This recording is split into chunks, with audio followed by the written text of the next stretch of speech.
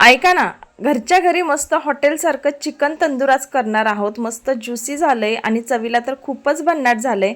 तर काय करायचं, सगळ्यात अगोदर चिकन स्वच्छ धुवून घ्यायचं, त्याच्यातलं पाणी संपूर्ण नितळून घ्यायचंय।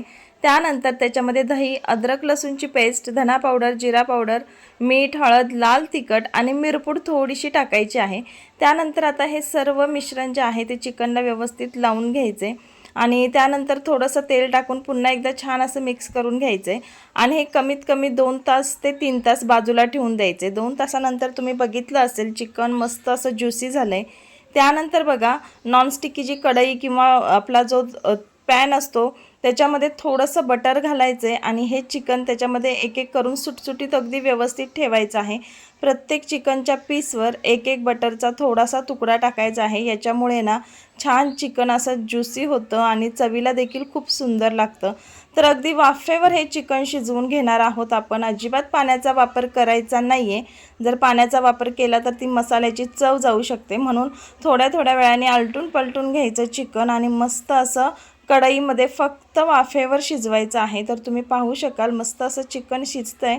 आता पुन्हा एकदा झाकण ठेवणार आहे मी आणि अगदी थोड्या थोड्या वेळाने सारखं पलटून घ्यायचे। जर तसंच ठेवलं तर खाली करपू देखील शकतं, म्हणून बघा जरी तुम्ही असंच खाल्लं ना तरी छान लागेल, परंतु तंदूरची जी टेस्ट आणायची त्यासाठी काय करायचं पुढे व्हिडिओ शेवटपर्यंत नक्की बघा। याआधीसुद्धा आपल्या चॅनलवर चिकन तंदूर घरच्या घरी कसं केलेलं आहे अगदी झटपट त्याचासुद्धा व्हिडिओ टाकलेला आहे, तो सुद्धा नक्की जाऊन बघा। आता बघा, जसं चिकन पूर्णपणे शिजत आलेलं असतं ना तेव्हा पुन्हा एकदा बटर ॲड करायचं।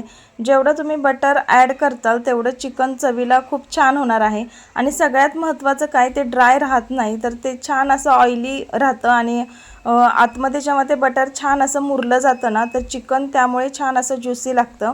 तर आता बघा, बटर टाकल्यानंतर पुन्हा मी झाकण ठेवलेलं आहे। तुमच्या अंदाजानुसार हे असं शिजवून घ्यायचं आहे चिकन।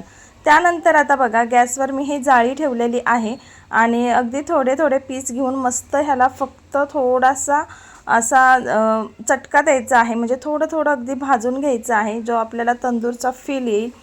तर बघा, मस्त असं गॅसवर भाजलेलं आहे चिकन।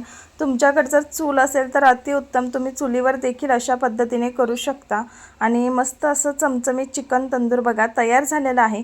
अगदी साधी सोपी रेसिपी आहे, घरच्या घरी आणि भरपूर क्वांटिटीमध्ये तुम्हाला खाता येईल, म्हणून घरच्या घरी मुलांना तुम्ही कधीही हे चिकन तंदूर करून देऊ शकता।